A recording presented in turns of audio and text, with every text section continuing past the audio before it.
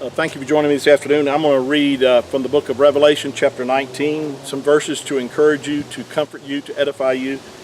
And I want to start reading at verse 11 of chapter 19. And I saw heaven open, and a white horse, and he that sat upon him was called Faithful and True. And in righteousness he doth judge and make war. His eyes were as a flame of fire, and on his head were many crowns. And he had a name written that no man knew but he himself. And he was clothed with a vesture dipped in blood. And his name is called the Word of Yahuwah. And the armies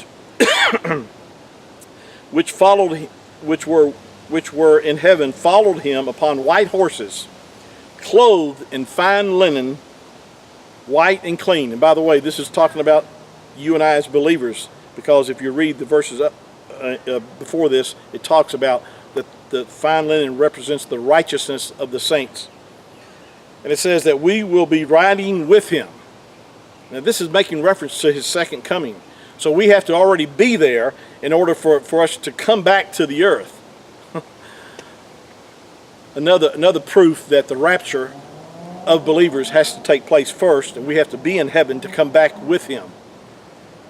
And the armies which followed him in heaven followed him upon white horses, clothed in fine linen, white and clean.